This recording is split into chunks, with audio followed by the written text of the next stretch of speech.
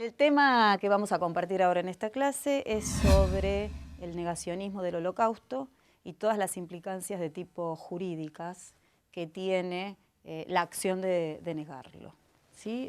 Incluso vamos a acercar alguna data de legislación internacional y qué efecto tiene esta discursiva a nivel social, pedagógico y políticamente, incluso en otros países por fuera de Latinoamérica, teniendo en cuenta en muchos de los casos que son países donde el Holocausto tuvo lugar. ¿Sí? En la Argentina, como todos sabemos, no fue territorio del Holocausto, pero tiene implicancias el negarlo, el confundirlo, el banalizarlo o el relativizarlo también.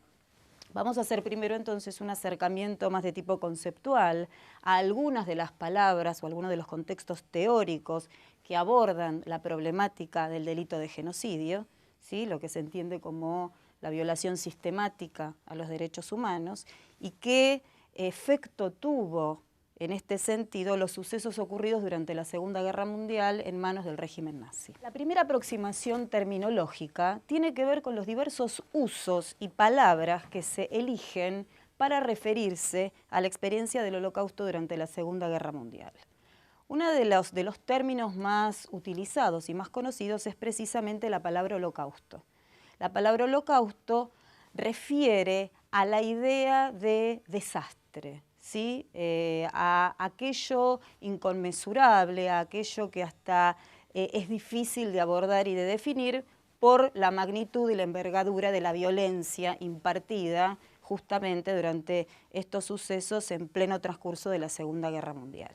Sin embargo, con el tiempo se fueron eligiendo otros conceptos en la medida de precisar aún más el fenómeno. Y esto tuvo mucho que ver con las distintas políticas de la memoria y de los discursos de la memoria que han aparecido a posteriori, con la intención de abordar esta complejidad dramática de lo que la civilización estuvo dispuesta a llevar adelante, pero que terminológicamente sea respetuosa de todas sus víctimas y de todos los actores que lo pusieron en marcha como maquinaria de aniquilación descomunal. Entonces, otra de las palabras a las que se apela y se utiliza es una palabra en hebreo, que quiere decir Shoah, es una palabra bíblica. Esta palabra quiere decir justamente desastre, caos, aquello que se destruye y se aniquila, que es una terminología que tiene también sus dificultades o sus riesgos, en la medida de suponer que por tener origen bíblico esto no es atribuible a los hombres.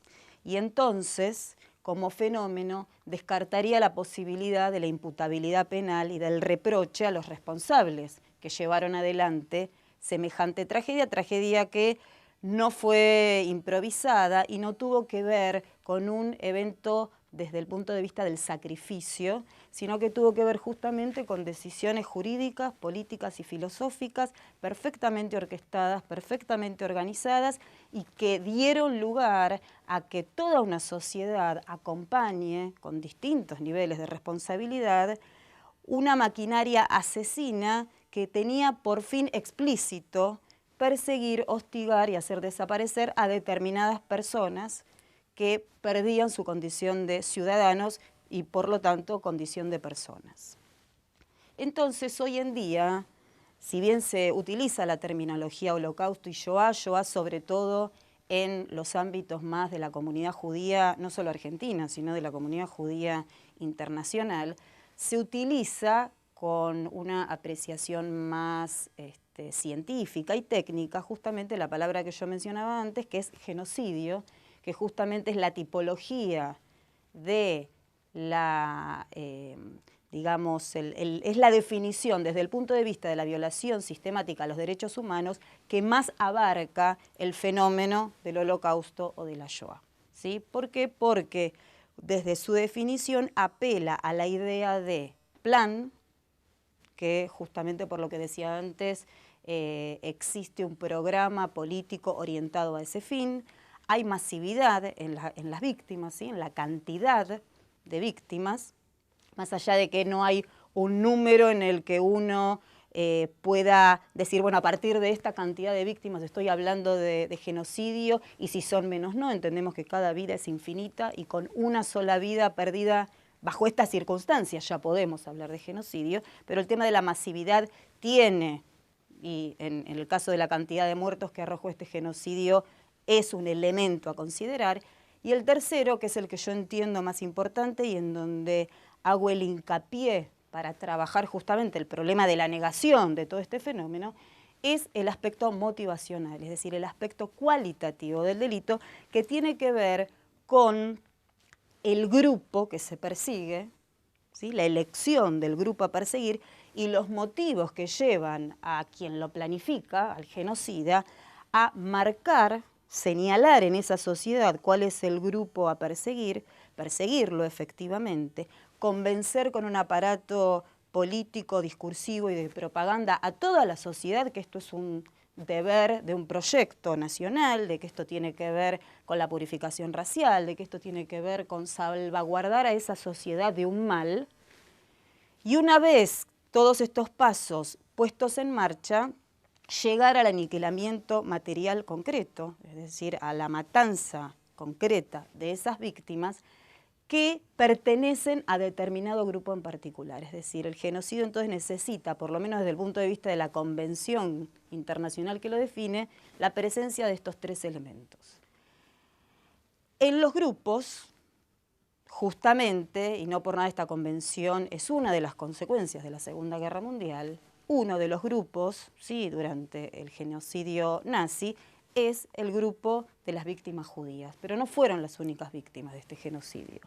Por lo tanto, si solamente nos referimos a la Shoah para explicar este fenómeno, estaríamos hablando solo de las víctimas judías, ¿sí? Porque la terminología hebrea estaría solamente remitiendo a aquellos, y que fueron muchas, fueron 6 millones, ¿sí? Digamos, la motivación antisemita atravesó naturalmente toda la experiencia del genocidio llevado adelante por el régimen nazi. Pero, como todos sabemos, desde el punto de vista racial, ¿sí? De la superioridad racial, a las mismas cámaras de gas fueron a parar homosexuales, gitanos, discapacitados mentales y físicos, afrodescendientes, comunistas, es decir, el aspecto ideológico también estaba presente, testigos de Jehová y todo grupo que de alguna manera cuestionara o tuviera particularidades de autonomía tal que no podían ser considerados ciudadanos del régimen.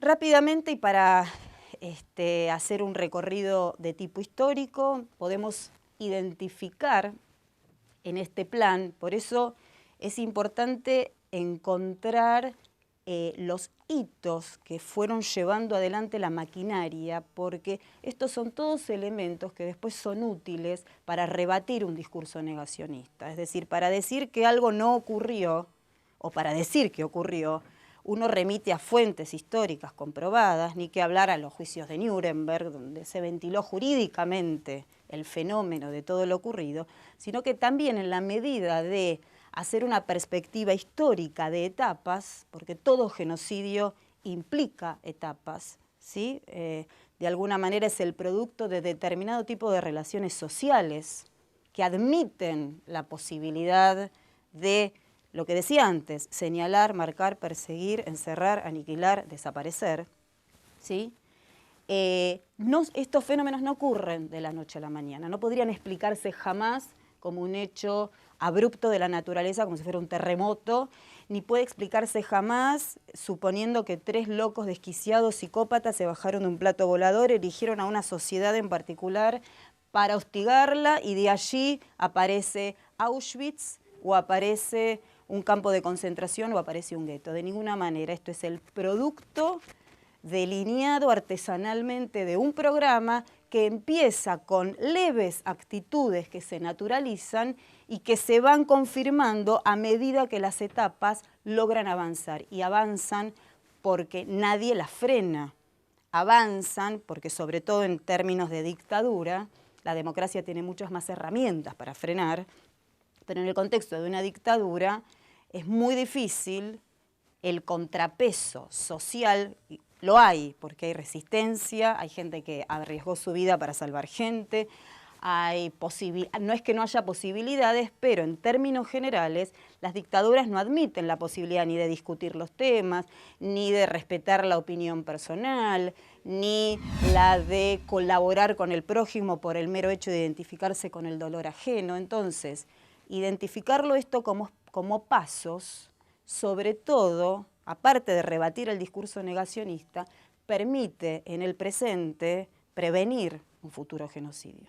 Porque si uno se da cuenta que como sociedad puede estar cocinando alguno, es el momento oportuno de apagar el gas, antes de que hierva, para seguir con la metáfora, antes de que hierva el agua.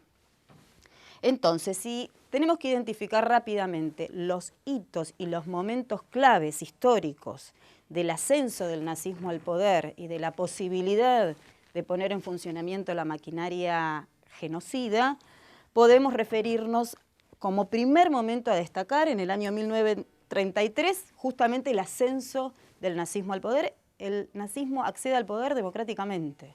Este es un elemento importante a destacar, más allá de los cambios sobre la marcha que va operativizando como partido político que lo van convirtiendo en una dictadura. ¿Sí? Nadie puede imaginar la figura de Hitler como la de un demócrata, pero accede al poder, ¿sí?, con los mecanismos que Alemania, los mecanismos legales y constitucionales que Alemania tenía a disposición en ese momento.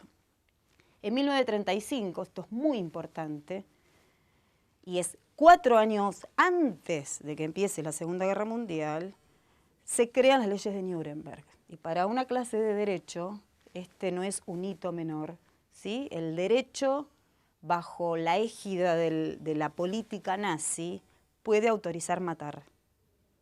¿Sí? Ese mismo derecho que todos estudiamos en la facultad, que es creado para ponerle límites al Estado, pero que es la propia voz del Estado y que prohíbe el homicidio, en un régimen racista necesita esa voz del propio derecho, esta es la gran paradoja, o la posibilidad que la modernidad le ofrece al derecho de poder autorizar a matar y que de no hacerlo se está faltando a la ley.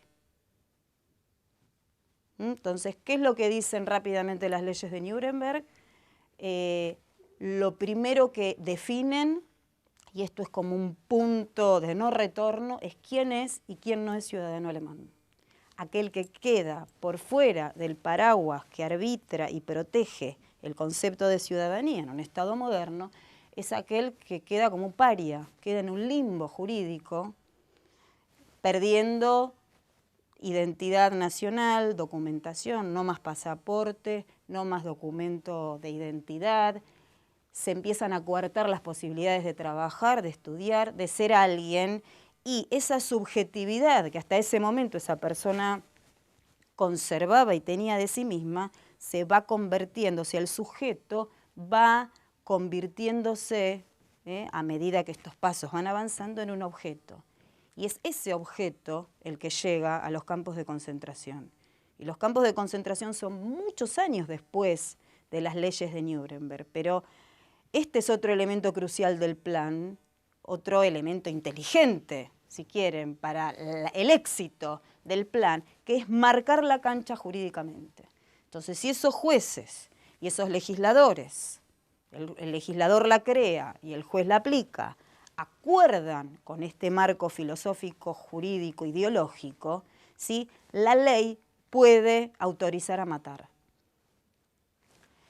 Las leyes de Nuremberg tienen muchísimos capítulos, muchísimos elementos. A quien le interese, por supuesto, puede ahondar, se encuentran fácilmente, pero es un material desde el punto de vista pedagógico, jurídico, sumamente interesante para analizar las posibilidades de lo que el derecho es capaz de llevar adelante cuando acompaña, obviamente, y siempre lo hace, para bien o para mal, acompaña ideológicamente el discurso del poder. ¿Sí?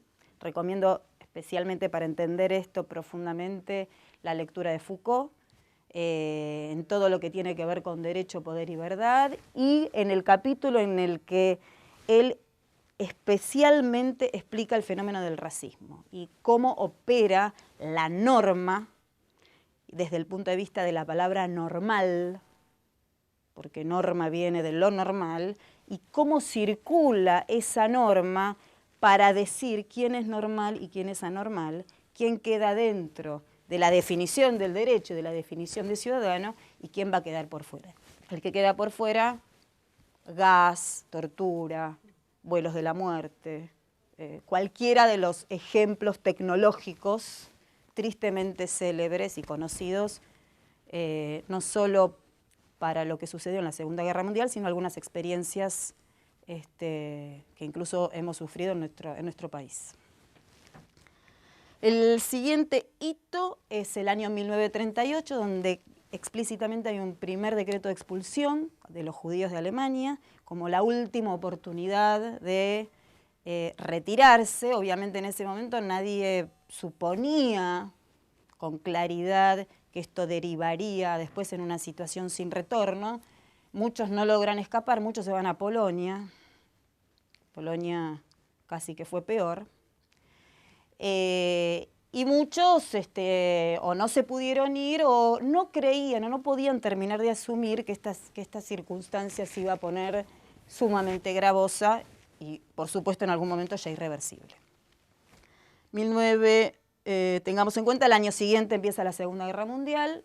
Para un genocidio, una guerra mundial es, digamos, es como el pez en el agua. Son circunstancias de disminución de la moral más básica, circunstancias en donde es muy proclive la situación de la delación, es muy proclive la situación del señalamiento y la acusación de quiénes son los responsables y quiénes son las víctimas de la situación, y un discurso antisemita y racista en estas circunstancias es como anillo al dedo, es decir, cabe más la propaganda abrumadora, insistente y consistente todo el tiempo, bueno, daba lugar a identificar muy claramente a quiénes podían ser los potenciales responsables de todos los males que estaban sufriendo esos países en ese momento, que todavía se estaban levantando de las consecuencias de la Primera Guerra Mundial.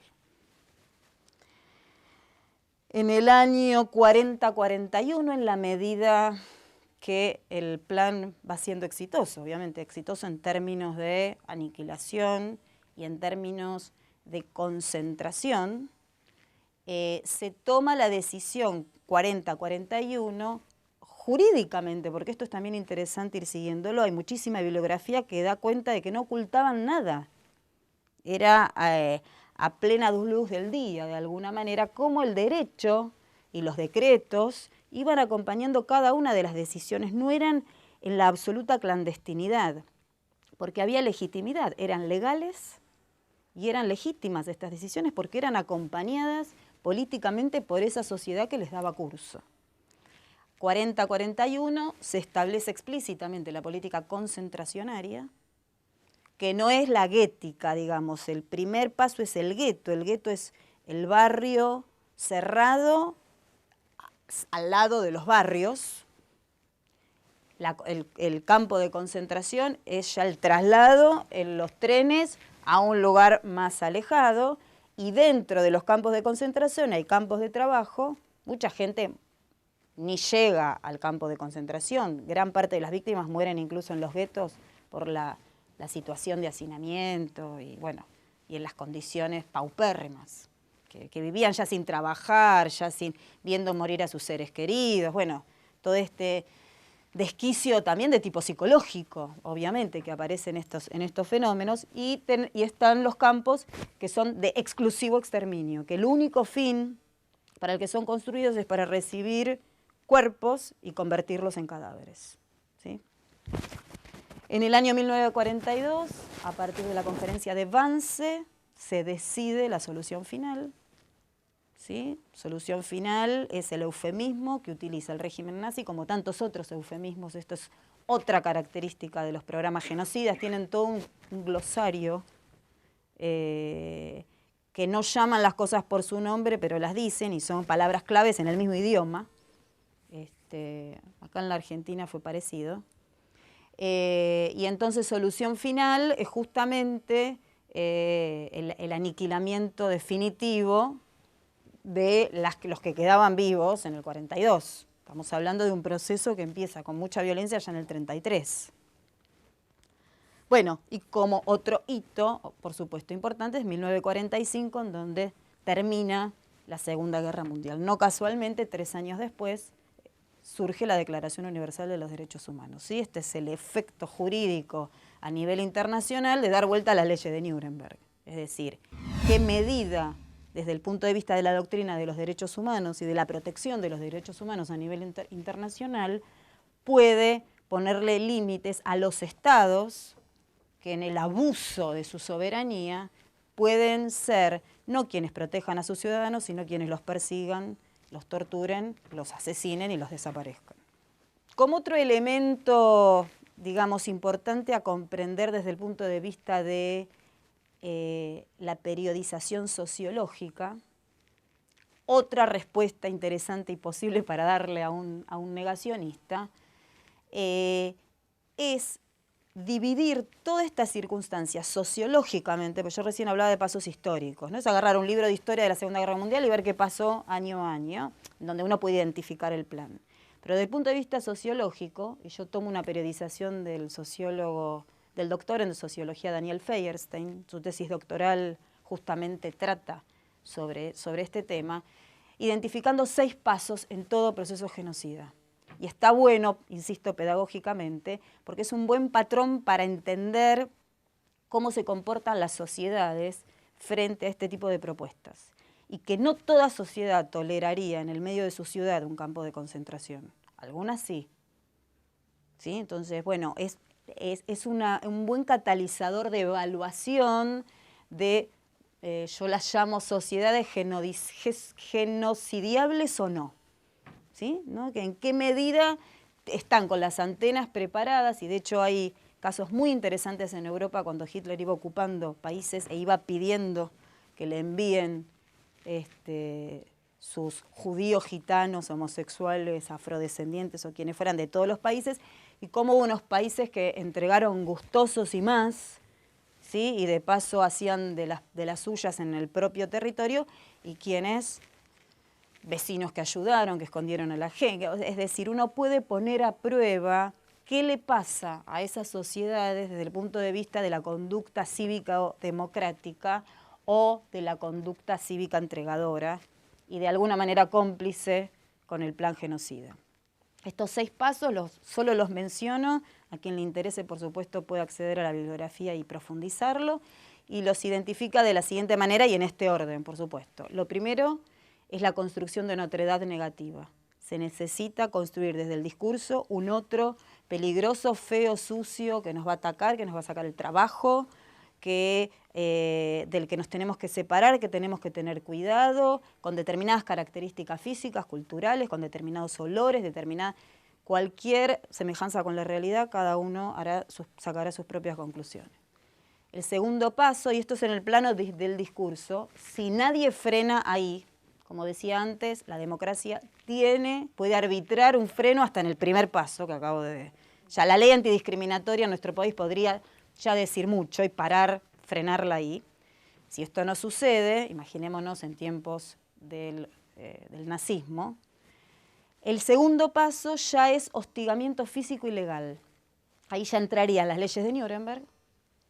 Y el hostigamiento físico real en las calles, la patota de las SS o de la Gestapo reventando gente en la calle, destruyendo locales, maltratando, instalando el terror callejero y haciendo que los que no son las víctimas directas empiecen a naturalizar esta posibilidad de que cuando a la mañana se van a levantar para ir a trabajar se crucen en la vereda con un cadáver.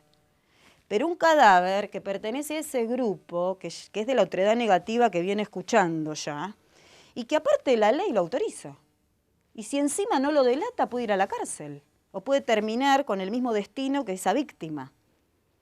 Entonces, si en este segundo paso tampoco hay un freno, se pasa al tercero, que se llama aislamiento espacial, que es lo que yo comentaba antes del gueto, por lo menos en el caso ¿sí? de la Segunda Guerra Mundial, que ya es el punto de no retorno real, porque una vez que se separa a los grupos, ya no hay más.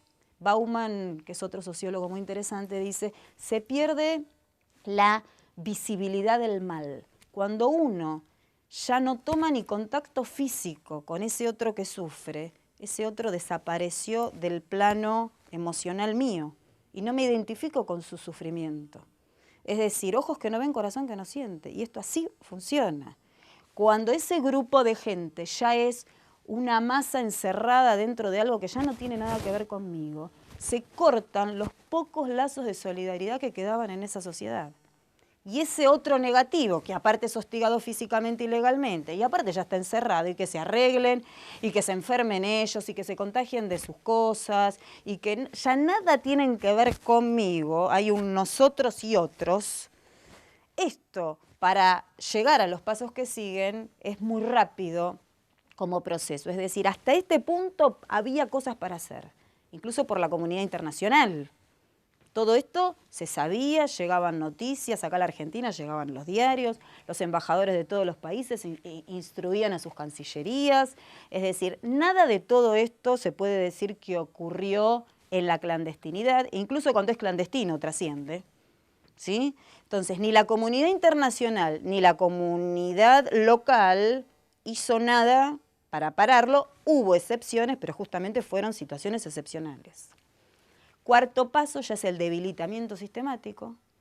Imagínense ya en las circunstancias que quedan estos cuerpos y estas mentes a esta altura de las circunstancias. El quinto paso es el exterminio propiamente dicho, que es la aniquilación material, es decir, convertir esos cuerpos en ceniza o en humo que sale por las chimeneas. Y hay un sexto paso, increíblemente, que uno cree que ya después del quinto es imposible, que Feuerstein denomina realización simbólica. Y ahí engancha justamente con el fenómeno del negacionismo. ¿Qué sería la realización simbólica? Realizar, ejecutar, concretar este crimen simbólicamente es qué decisión ideológica tomamos desde el punto de vista de la construcción del discurso de la memoria. Es decir, cómo contamos lo que pasó. Y en el cómo se cuenta, desde qué perspectiva, desde qué punto de vista y cuál es la moraleja, para llamarlo de alguna manera, de la experiencia de la humanidad frente a circunstancias de estas características, podría activar la máquina nuevamente y volver al primer paso, o no. O hacerlo, ahora voy a dar algunos ejemplos, o hacerlo sin malas intenciones, pero capaz desvirtuando el sentido de realidad de lo que pasó y no haciendo lo propio para prevenir nuevos fenómenos. De hecho, hubo un montón de fenómenos parecidos después de los hechos de la Segunda Guerra Mundial. Nadie puede decir que porque se haya comprendido, se haya probado, haya habido juicios internacionales, se hayan escrito miles y miles de libros, se siga escuchando hasta el día de hoy a los sobrevivientes que quedan en todo el mundo de la experiencia, gente que muestra el brazo y lo tiene marcado con números. Así todo, todos conocemos y en todo el mundo circunstancias no idénticas, porque no existen, pero parecidas en el sentido de aquello que arranca con discriminación y con racismo, no sabemos en dónde puede terminar. O sea, no hay genocidio posible sin discriminación.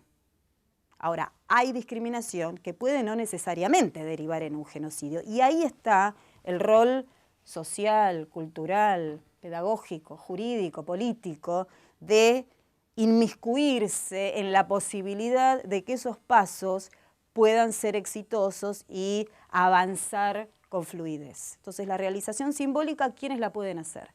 Los negacionistas, propiamente dichos, ¿sí? Que es digamos, lo que atraviesa este proyecto, ¿sí? Nosotros lo que hemos identificado son discursos negacionistas explícitos. Ha habido juicios en donde se rebatieron posturas negacionistas con posturas que probaban lo que sucedió, desde restos de cámara de gas, sobrevivientes, documentación, porque como decía antes, los nazis no se privaron de documentar, porque estaban muy orgullosos y muy convencidos del plan que llevaban adelante. Tenemos entonces el discurso negacionista el más burdo y el más extremo.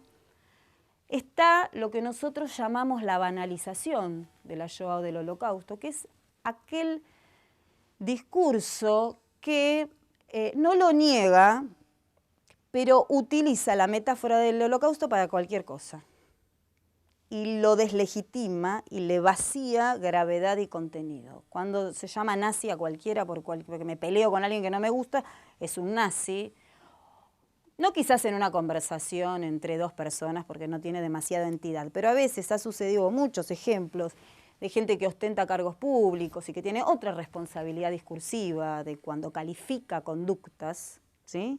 No por lo jurídico solamente, sino, como decía, por el impacto que tiene en lo discursivo y en lo simbólico. Llamar genocidio o llamar nazi a cualquier conducta es que no lo sea ninguna. Y esto también es útil a un discurso negacionista. ¿Sí? Se vuelve a favor de aquel que está dispuesto a decir, bueno, ay, pero yo no vi la cámara, yo no vi el momento. Y no, ¿viste? El que fue gaseado no te lo puede contar. Algunos filósofos, perdón que yo voy y vengo, ¿no? Pero todo ayuda. Hay un filósofo muy interesante italiano que se llama Agamben, que él habla de la Shoah o del Holocausto como un testimonio incompleto, en el sentido de que el verdadero testimoniante es el que se murió. Y es una paradoja, porque el que se murió no puede dar testimonio. Los que dan testimonio son los que casi se murieron, pero es un resto de Auschwitz, no es Auschwitz, no para aportar al negacionismo, ¿se entiende? ¿No? Es una vuelta filosófica complejísima, ¿sí? De alguien que dice, bueno, la verdad, que el que de verdad, como en cualquier episodio bélico, el que de verdad puede contarte la historia acabada es el que acabó con la historia. Y no lo puede hacer. Entonces lo que hacemos es reconstruir desde los elementos que tenemos a mano eso que ocurrió, pero nunca va a ser por el que fue atravesado completamente por esa historia. Pero bueno, son disquisiciones, vericuetos filosóficos mucho más complejos. Y después está la línea que relativiza, son grados, ¿no? Sutiles, pero que dicen, no fueron 6 millones, fueron, como si esto fuera la discusión, ¿no? 3.490.000, o sí, es verdad, hubo algunas matanzas, pero bueno, no es para tanto, y porque aparte ustedes, como si en el ustedes y en el retruque hubiera justificación de aquello que efectivamente sucedió. Y después, que este es el discurso más complejo a analizar, es a veces el propio discurso de las víctimas. Fíjense la vuelta de tuerca, que obviamente nada van a tener que ver con estos tres grupos que niegan o los que auspician. Están los que dicen, estuvo buenísimo, hagámoslo de vuelta, se nos quedaron algunos en el camino, yo no sé qué hacemos, que no nos organizamos. Esos también hay grupos neonazis que lo auspician. El presidente de Irán hoy niega el Holocausto y es parte de su política nacional, es decir, están estos también, pero desde las víctimas uno puede identificar dos tipos de discursos. Uno que se da en llamar filosóficamente el discurso literal y autorreflexivo, es decir, aquel que solo puede hablar de sí mismo, ¿sí? Aquella víctima o grupos de víctimas. Igual pedirle esto a un sobreviviente es como mucho, ¿no? Me inclino más a solicitárselo a una sociedad o a los descendientes, ¿sí? En donde las circunstancias de la experiencia solo pueden pasar por la propia experiencia y nada más, que no es poco igual, ¿eh? Escuchar a un sobreviviente y pedirle más que bastante que sobrevivió y que habla.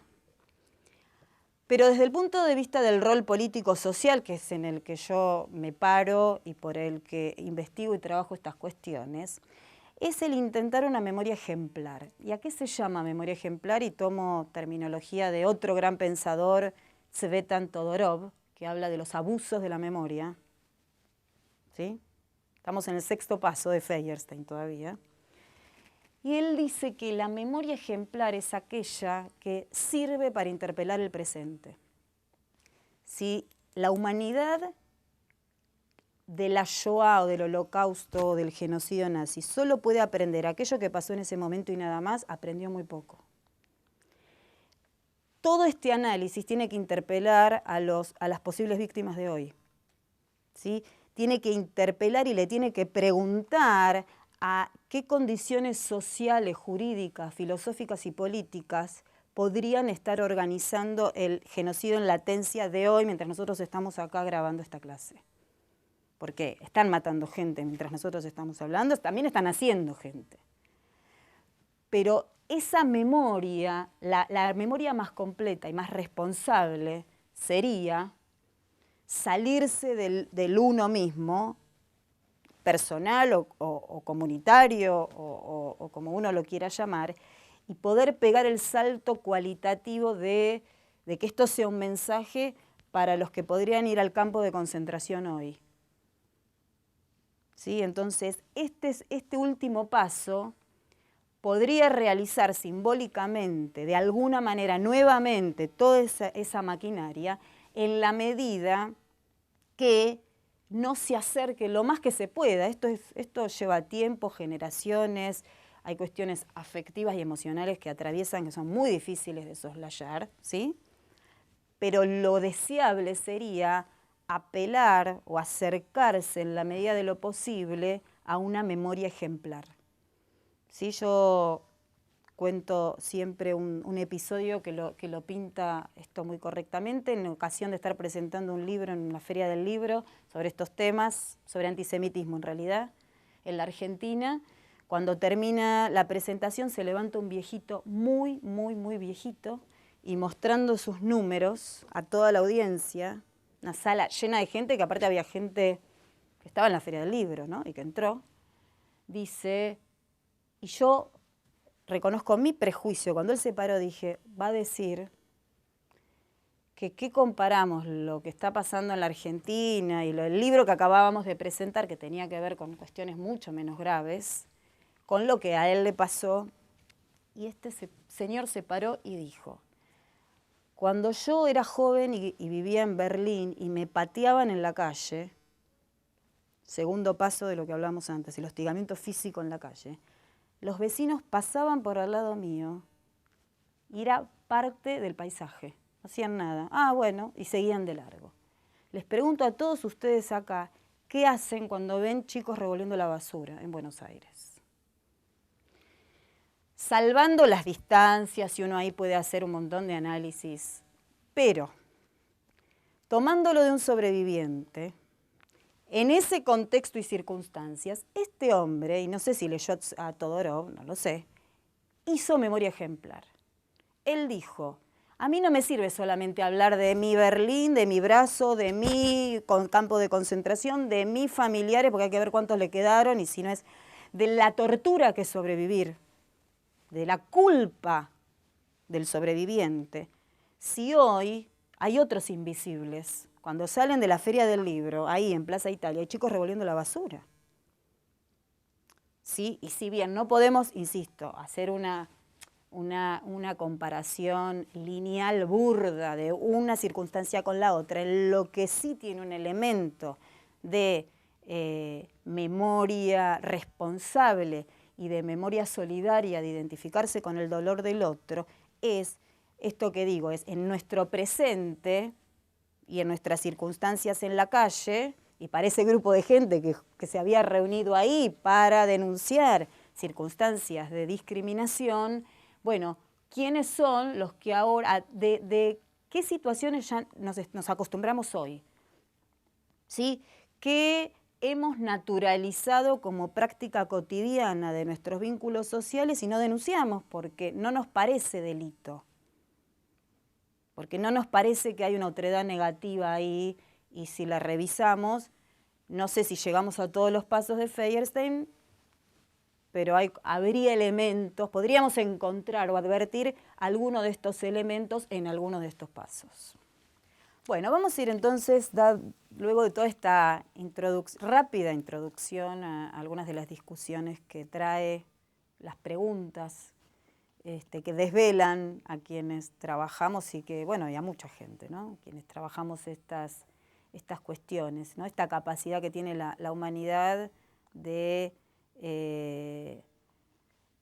crear para proteger al otro y para curarlo, y de las mismas universidades pueden salir genocidas expertos en armar planes que maten de la manera tecnológica y económica más precisa posible. ¿Sí? Esto el régimen nazi da cuenta perfecta de esto, ¿no? Esta capacidad no es que aquello excluye a lo humano lamentablemente contiene a estos personajes también. ¿Sí? De la mejor universidad de Europa salió Mengele, diploma de honor, medalla de oro, un hombre ilustrado, es decir, tampoco siempre esto tiene que ver con la ignorancia o con no haber terminado el secundario. Hay hombres muy instruidos, pero sin sustancia ética. ¿Sí? Uno lo que aprende tiene que saber cómo lo vehiculiza y para qué lo va a utilizar, ¿no? Bueno, el nazismo nos da también una enseñanza, de alguna forma, de lo que somos capaces los hombres, ¿no? Que la condición humana admite a alguien que puede descubrir la vacuna contra el SIDA y puede admitir a un médico que hace experimentos con seres humanos en un campo de concentración para lograr una raza perfecta y superior. ¿Sí? Capaz estuvieron sentados en la misma aula. Bueno, entonces, ¿qué es esto del negacionismo? ¿Cómo se hace? Y se hace para negar todo esto y mucho más, ¿sí? Que implicó esta experiencia. Desde el punto de vista de la definición, y hay muchísimas, pero concretamente es justificar un crimen de lesa humanidad, porque no es cualquier crimen, ¿sí? Es justificarlo y negarlo sin más, habiendo sido ampliamente probado. O sea, nunca los episodios de la Segunda Guerra Mundial en este sentido han sido rumores de pasillo. ¿Sí? Y con el transcurso de los años, más y más, porque siguen apareciendo testimonios, siguen apareciendo documentos, siguen apareciendo cartas, es decir, y esto en ningún momento dio marcha atrás a lo que ya se fue probando, sino que justamente abunda y profundiza en aquello que no se puede decir que no sucedió. ¿Cuáles son los discursos más habituales negacionistas? Es decir, ¿qué es lo que habitualmente estas corrientes suelen transmitir? Niegan el régimen nazi y que haya elaborado un plan de exterminio. No hay plan. Este es uno de los elementos centrales, como decíamos al principio, del delito de genocidio. No hay plan. Niegan la cantidad de muertes y que hayan sucedido, en el caso de que sucedieron bajo esas circunstancias, porque no son circunstancias menores, como decía antes, no es lo mismo que un terremoto y hay 6 millones de muertos después de un terremoto. Son 6 millones de muertos después de años y años de lo que hablábamos antes. Negar la existencia de dispositivos funcionales a ese plan, es decir, todo el monopolio de la fuerza del Estado al servicio de un plan genocida. Se niega que esto se contribuya en las escuelas, en los ministerios, en la justicia, en la economía, en la propaganda política, es decir, todo estaba al servicio de convencer sobre este plan. Y negar, que esto es muy impresionante, la existencia de un dispositivo jurídico de aniquilamiento, cuando las leyes de Nuremberg ni los alemanes las han negado. El Estado alemán hoy, más allá de todas las reparaciones que ha arbitrado, ¿sí? Después de los hechos, el propio Estado genocida no niega ni que haya ocurrido ni la responsabilidad jurídica que le cabe, siendo que hoy los que componen hoy el Estado alemán no son las mismas personas, a diferencia de, y esto daría para toda otra clase, de lo que fue el genocidio armenio, que Turquía al día de hoy lo niega. ¿Sí? Ahí hay una expresión concreta y extrema de lo que es el negacionismo. ¿Es delito negarlo? Acá entramos ya en un terreno más complicado, ¿sí? Desde el punto de vista del derecho penal y de lo que tiene que ver con agregar al infinito tipos penales. Hay toda una discusión conceptual filosófica de fondo que para muchos dirían, y no porque nieguen el Holocausto, que no tendría ningún sentido desde el punto de vista legal que alguien sea sancionado penalmente por negarlo. Es decir, como que el derecho penal no vendría a solucionar, no sería un buen instrumento de solución a quien lo niegue, y que se podrían pensar o arbitrar, no decir nada, sino otro tipo de herramientas que serían mucho más útiles, yo le voy a dar algunos ejemplos igual, y que irían contra la idea de un derecho penal más progresista, más garantista, y que no necesite estar incluyendo al infinito tipos y tipos y tipos de delitos, que en definitiva lo que hacen es obturar, ¿sí?, la libertad, ¿sí?, y la definición concreta de lo que es un delito y de los que ya existen y ya entendimos y ya acordamos que son los delitos, cuando en las características de esto que estamos hablando, que tiene que ver con decir algo, ¿sí?, si bien se podría utilizar eventualmente la figura de la injuria o la figura de la calumnia, es decir, como que por lo menos en la Argentina habría figuras, más la ley antidiscriminatoria, más prohibir la apología del delito, habría elementos, es decir, no por agregarlo explícitamente, ni va a dejar de suceder, bueno, esto ya lo sabemos con cualquier delito, y no abunda en la solución de entender el fenómeno en su verdadera dimensión. Y lo voy a dar con un ejemplo que no tiene que ver directamente con el negacionismo, pero que me parece que ilustra. Hace unos años agarraron infraganti a un grupo de skinheads, estos que son, ¿saben lo que son? Pintando esvásticas con aerosoles en la ciudad. Bueno, se abre, por supuesto, una causa, y el juez al que le llega el caso, lejos de aplicar una sanción que está prevista en la ley antidiscriminatoria desde el punto de vista penal, digo, no era un resarcimiento económico a aplicar, aplica una probation, que es la figura de la reparación desde una acción social. Los llevaron al Museo del Holocausto de Buenos Aires, les dieron clases, tuvieron que instruirse en la cuestión. Yo desconozco si dejaron de pensar con una ideología antisemita atravesada, o no lo sé, pero desde el punto de vista del mensaje social, porque las sentencias y los fallos también tienen un peso pedagógico en su mensaje, sobre todo en este tipo de casos que trascienden por lo particular, por lo original, esa es una función de un juez que va más allá de la cuestión de la norma concreta, explícita y escrita, y encima la tenía a mano, no es que dijo no hay con qué, no puedo aplicar la analogía, entonces no resuelvo, no existe, sino que pensó apeló a la herramienta más de tipo pedagógica y política, si quieren, porque yo creo que esto pasa más por una construcción de la política de lo que es una ciudadanía responsable, ¿no? Y el ejercicio de una ciudadanía responsable es un juez que se le ocurre una idea de estas características, y el defecto, que lo desconozco, que esto pudo haber tenido en estos personajes y en su entorno familiar. Y en el entorno vecino jamás hubieran entrado al Museo del Holocausto. Capaz hacían de cuenta que prestaban atención, disimulaban, no lo sé, están con más bronca que antes, lo desconozco. Pero no importa, más allá de estos tres personajes, esto desde lo noticiable y desde el impacto que tuvo como discurso, fue mucho más, me parece a mí, ¿no?, que soluciona mucho más este problema, previene futuras circunstancias parecidas mucho más que si se hubiera aplicado automáticamente lo que tiene la norma previsto como sanción.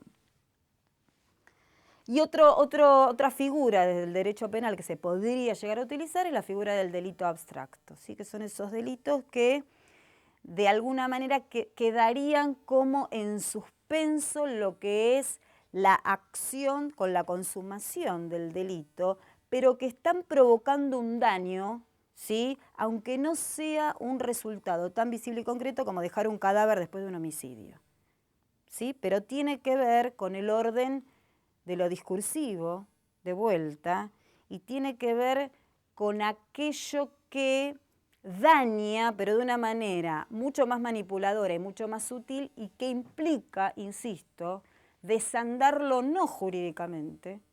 Yo creo que acá el derecho tiene muchas más limitaciones que posibilidades y que tiene que venir, digamos, la mano o la herramienta, tiene que venir más desde el campo de la educación,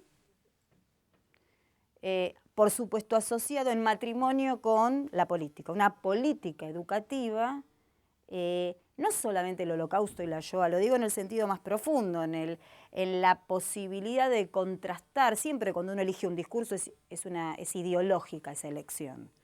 ¿Sí? De hecho, hoy día ni los sucesos de la Argentina los contamos de la misma manera que se contaban hace 30 años. El prólogo del Nunca Más se modificó. Con perspectiva histórica, los discursos se van como plantando y van siendo la coyuntura y la circunstancia de un presente que se mueve todo el tiempo. Entonces, aquellos que niegan hechos probados de estas características y que aparte está probado que viene con la intención, en el caso del Holocausto judío propiamente dicho, viene con intención antisemita, porque es muy raro que no sean antisemitas los personajes que lo nieguen. Entonces, cuando eso no se destraba con un tipo que va 3 meses a una celda, la posibilidad de llegar a que alguien sea antisemita y le venga bien desde esa forma de pensar, negar, porque sabe que con eso provoca un dolor muy poderoso en esa comunidad, porque no es negar cualquier cosa, ¿sí? La vuelta de tuerca, el trabajo viene, más allá de que algunos no vamos a poder hacer nada, pero viene en el sentido de la prevención con el diseño de políticas propositivas educativas. No viene con una norma, y lo digo, en la Facultad de Derecho y soy abogada. ¿Sí? Pero entiendo como fenómeno, porque este es un entramado sociológico complejo, que no es lo que vaya a solucionar este tipo de conflictiva social. Bueno, rápidamente puedo mencionar países que sí lo tienen sancionado, en donde sí es delito negar, y no es casual, no son todos, pero en su gran mayoría son los países donde ocurrieron las circunstancias, son países europeos, en donde es distinto negar en Alemania que negar en Buenos Aires, acá, que negar en Argentina o negar en Brasil. Más allá de que aparte, eso es para otro proyecto de investigación, a la Argentina vinieron un montón de nazis, ¿no? Pues eso es otro día, hay algunas puntas, pero de cualquier manera Argentina fue neutral casi toda la guerra, y cuando en este territorio no hay restos de campos de concentración nazis, hay restos de otros, pero no nazis de la Segunda Guerra Mundial. ¿Qué países sancionan? Lo tienen por delito. Alemania, Francia, Suiza, Bélgica, Austria, España, Eslovaquia, República Checa, Lituania, Polonia, Canadá. Este es uno de los casos de América, Liechtenstein, Nueva Zelanda, Países Bajos, Israel, por razones obvias, Rumania y Sudáfrica. En la Argentina hubo casos de negacionismo, se apelaron, como decía antes, a circunstancias más educativas, algunas veces a decisiones más de tipo político, no sé si recuerdan el episodio del obispo Williamson, no, hace 2, 3 años, un poquito más, un obispo inglés que estaba acá en la Argentina, en la zona de Moreno, bueno, a viva voz lo negó, bueno, no tenía los papeles en regla, lo expulsaron, ¿sí? Pero claramente es una lectura de tipo política. Bueno, y de hecho era una persona con largos antecedentes, y cuando pidió perdón, no dijo, no, en realidad existió. Pido perdón si a alguien le molestó esto que yo pienso. Está bien, no es que lo revisó. Dijo, la próxima vez no lo digo, pero es lo que sostengo. ¿Sí? Bueno, después hay un sinfín de publicaciones nacionalistas, antisemitas en la Argentina, que cualquiera que uno, que yo es muy conocida, por ejemplo, la revista Cabildo, y hay muchas otras, que se acceden fácilmente en muchas librerías o kioscos de diarios, en donde mucho de la discursiva no solamente, no es de lo único que hablan, pero desde una postura antidemocrática, en general apelan a discursos negacionistas o a poner en potencial, con los verbos que usan son en potencial cada vez que refieren, ¿sí?, a la experiencia del genocidio nazi.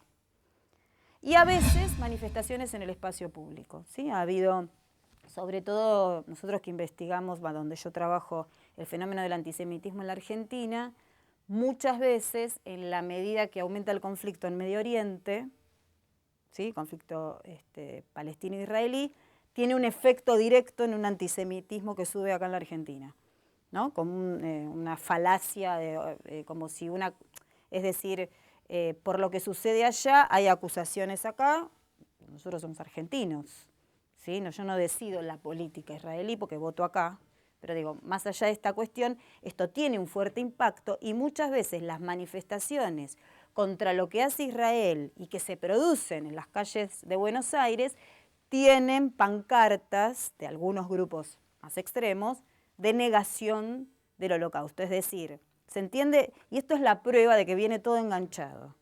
Cierto caldo de cultivo antisemita, la predisposición violenta que cualquier cosa que pasa allá se identifica con la comunidad judía local, suponiendo que el que es judío no termina de ser muy argentino. Estos son todos los tufillos del antisemitismo más clásico. Y que aparte, y ya que estamos, y encima lo del Holocausto no pasó. Digamos, todo eso puede ocurrir, todo junto, en un mismo episodio. A la luz del día, con carteles, salen en la tele, en los diarios, ¿sí? No es algo que se oculte, porque justamente la intención es que se difunda la idea.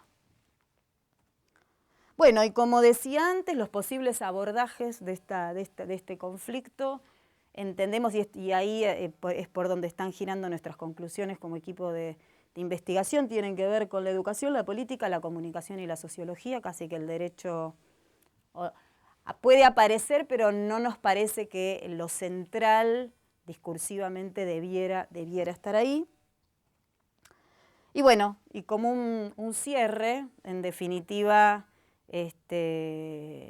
todo esto que tiene que ver con el análisis de las violaciones sistemáticas a los derechos humanos es tratar de recuperar las condiciones positivas de la humanidad, hacerlas pesar sobre las otras y sobre todo no perder nunca de vista que lo que uno está protegiendo es la vida, ¿no? Y que no hay vidas aniquilables, no hay vidas que valgan más la pena ser vividas que otras, y que tenemos todos alguna responsabilidad en estar muy atentos toda vez que se apela o se refiere a la posibilidad de resolver un problema social corriendo de la vista a aquellos que supuestamente ensucian nuestra normalidad, nuestra vida cotidiana y nuestra seguridad, ¿no? Los problemas de la seguridad.